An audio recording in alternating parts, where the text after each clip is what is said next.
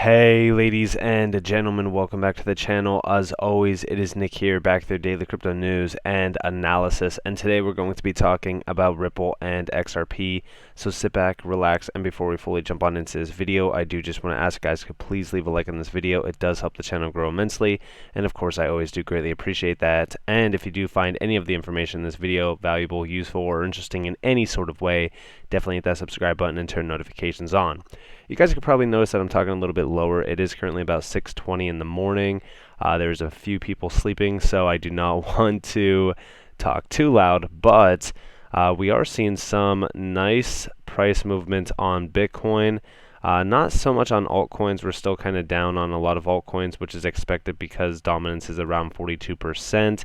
I do want to see Bitcoin back above the 44K mark. That's pretty much going to have me flipping bullish. Now, I will say this, I am awaiting the indice openings today, which is going to be happening in about over 2 hours now.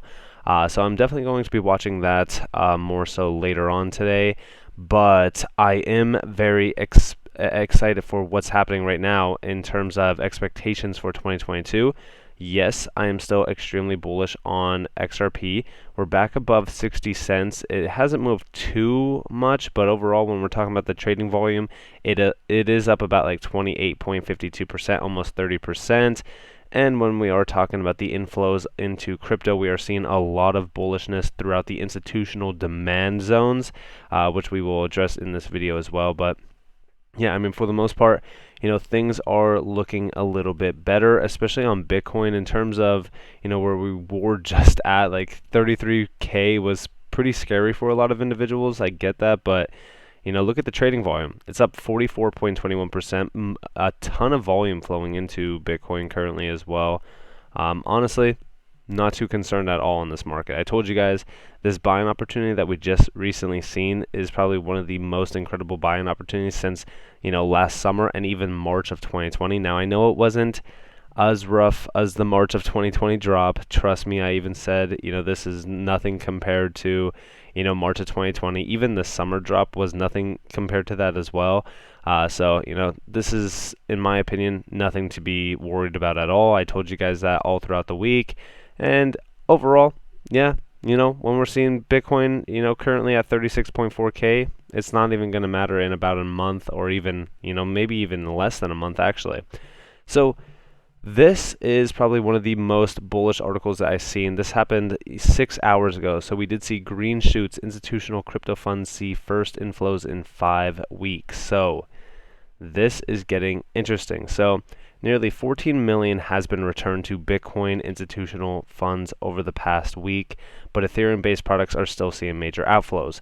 This is totally fine. In fact, when we are talking about the inflows and the outflows of alt season, we do know that Bitcoin is the first choice.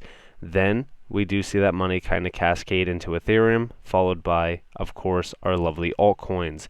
We do see after 5 weeks of constant outflows, institutional investment is finally trickling back into crypto funds, with Bitcoin the asset of choice and Ethereum falling out of favor. Now, we've been seeing a lot of updates within the institutional demand area. Like, for an example, there was a lot of institutional money swallowing up crypto back in December. But now we're seeing even more money kind of reflow back in. $14.4 million re-entered this space with investors buying the dip. And of course, we even see capital continue to flow out of the CoinShares own a Bitcoin fund. However, 21 shares and Pro shares registered minor gains. Most of the inflows were for Bitcoin, which had $13.8 million for the week. Ethereum was the biggest loser over the period with an outflow of about $15.6 million, which is totally fine overall. But we do see that the total outflows on Ethereum in terms of the 7-week run, it's been about $245 million. So Ethereum right now, yeah, it is a little bit bearish, but overall, I wouldn't be too concerned at all. And here's early signs that institutional money is starting to come back into Bitcoin. I could open this and really kind of show you guys that. So here you guys have it. Coins moving to and from whale holders, and we see that massive spike. In fact, we've seen this actually drop in November. So they were buying the dip. It's as simple as that. So when we're talking about institutional demand, I think that that's going to continue to grow. I'm not the only one that sees this. Signum Bank 2022 outlook, tipping point for institutional crypto adoption. I do completely agree. I think that when we're talking about institutional demand, I think that we're going to see a lot more, crypto developments within regulations, acceptance, and even, of course, when we're talking about adoption as well, it's going to grow astronomically. And we do see our tipping point has been reached where asset class maturity and regulatory clarity have passed the thresholds, sorry about that, for institutional investors to make significant allocations. Innovations in decentralization, scalability, and security are driving growth in applications as well as the mainstreaming of user adoption and a diverse range of use cases across multiple segments. And of course, when we're talking about Web3 adoption, I've always told you guys Web3 is such a huge use case. So, and I shouldn't say use case, but a huge, demand area, especially for something like Casper, which I've talked to you guys about their Web3 use cases before. Casper is definitely an early gem in my opinion. I think that this is going to be a huge asset to watch in 2022. But the Web 3.0 scene is growing every single day. I think that $49.8 billion for this market is absolutely ridiculously undervalued. But of course, I've talked to you guys about that. And there's so much more coming to this space in terms of, crypto adoption and growth and stuff. And I'm just so excited to see where we are by the end of 2022. I think that it's going to be something that really kind of, shows a lot of individuals who are new to the scene why, holding throughout these terrible times in crypto where everybody is so bearish, everybody is, panicking. This is where it really comes into play on, hey, can you control your emotions? And of course, we do see here Justin Biden to release a government-wide strategy for digital assets as soon as February. And we do see that this is going to be an executive order.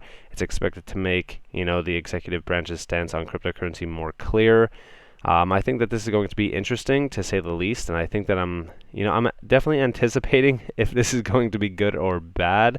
Biden might use the power of the pen to appoint an individual crypto or digital assets Caesar, having oversight power over a group of multiple partner agencies like the Commodity Futures Trading Commission, Financial Crimes Enforcement Network, the Office of the Comptroller of the Currency, and the Securities and Exchange Commission. So, I think that this is going to get very interesting very fast.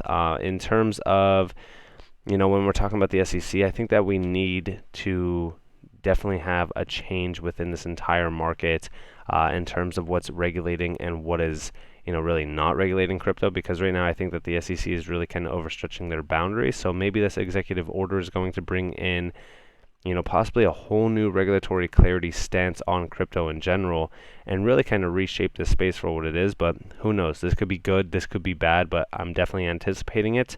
And I'm going to be paying attention to this. And I think that everybody else who's watching this video should definitely pay attention to this, because this could be a cascading factor, or it could be something that is very bullish for crypto as well. Now, we also see this. Bank of America says issuing a US CBDC would preserve the dollar status as the world's reserve currency. Funny thing about Bank of America, right, is that if we go back in time, we know that they have a partnership with Ripple, but the best part about it is we do see here, it's not about our platform and our capabilities, it's about you as a client and the infrastructure you have and the ability for us to integrate, whether that's with platforms and capabilities that we built or partnerships that we've had, like with the likes of Ripple or Swift. These are fintechs that we're partnering with. They've come through all of our rigor of legal and compliance, and we're able to leverage our banking as a platform to deliver that to you. The best part about this is that they literally went through their legal and compliance factors to actually be utilized and partnered with them. So what does that tell you about, regulatory clarity and regulations in general? Like, it's just comical to say the least. But overall, I think that this is going to be, I think that this partnership is still inked on paper, and I still think that it is completely still intact. And when we are talking about Bank of America, right, like, they know what they're doing. They know the power behind this technology. They know with tokenized, currencies that this is going to help and benefit the markets greatly. We even see her changing the financial sector's market structure by shifting deposits, increasing the liquidity risk of financial system if deposits at commercial banks were converted to a CBDC, and decreasing the efficiency or efficacy of monetary policy implementation. They're saying that, potential risk which could be diminished by CBDC design choices, include all of that. So, we definitely are going to be seeing a lot of demand growing around CBDCs. I honestly think that they are going to be a huge aspect of the future banking scene, especially stablecoins as well. Like, we see them, always noting the amount of money that flows into stablecoins and the stablecoin, adoption in general. Like, they're seeing, had a combined market value of $121 billion as of January 2021. Right, so, and this has grown greatly since then. Not so much now because we did see a lot of outflows, but overall we are still seeing massive adoption of, stable coins. So I'm actually very excited for that. Now, I do want to talk to you guys about a huge bombshell in terms of Ripple's connections to major bank players. So we go back to 2016. Plug and play connection to Ripple's real-time settlement cross-border payments. This is with Volante Pay, right? If you guys don't know about Volante, definitely look up Volante. They're huge. They're a massive company. You've probably heard about them, especially if you've been in the game for a little bit of time. Maybe you watch other YouTubers. I'm sure they've talked about Volante before. But of course, here's that structure. This is the Volante Ripple Connect. The best part about this is that this is simple to implement. Very easy. It's not complicated. Plug and play.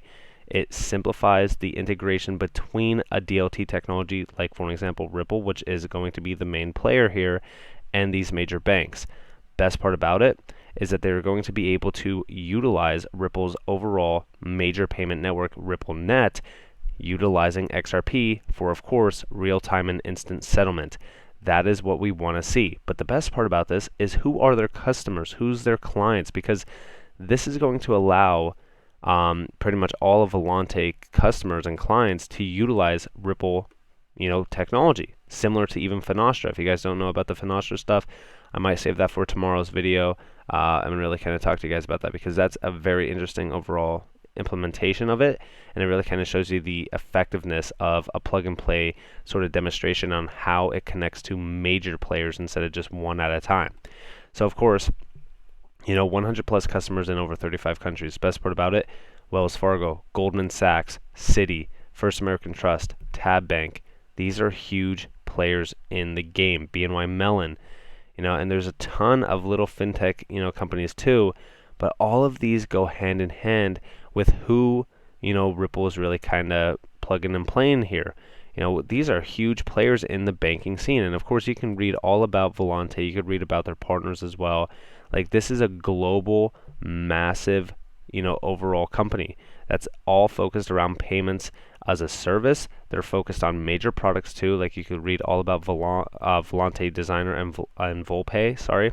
But overall, for just one of our clients, we process over 800 million transactions a day. That is massive. 100 plus customers in over 35 countries. That's huge. Okay, and these are just some of their investors: Visa, Citi, Wells Fargo.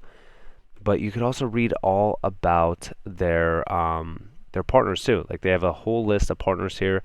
You could read pretty much all through here and really kind of see who's really kind of working behind the scenes with them. Of course, Amazon Web Services and Microsoft for cloud infrastructure partners. That's nothing too crazy. Accenture, SIA. We know SIA is connected to 580 plus banks through the partnership with, even Quant Network. We know Accenture is a huge player here. Deloitte as well. When we're talking about even KPMG, these are major players. This is what we want to see though. When we're talking about Volante, one customer doing 800 million transactions in one day, that's massive demand of a network. 125 customers in 35 countries, guys. I'm telling you, do not disregard some of these partnerships. Like, I know that a lot of people from an overall structure might not know who Volante is. Maybe you've never heard of them. But when we're talking about a connection to just 100 plus banks immediately, like right out of the gate, this is what we want to see. The Ripple Connect, because these are all going to be connecting to the Volante overall plugin that's going to handle the overall processing of payments for all of Volante's partnerships. This is a huge hub, if you will, because they are even talking about the Volpay hub product.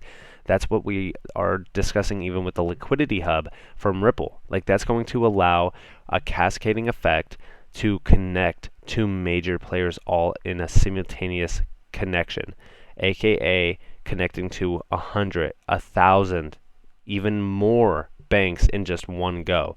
So with that being said, I hope that you guys enjoyed this video. If you guys did, definitely leave a like, subscribe, turn notifications on if you guys want more free content. You guys are more than welcome to follow me on Twitter and join the free Discord down in the description below.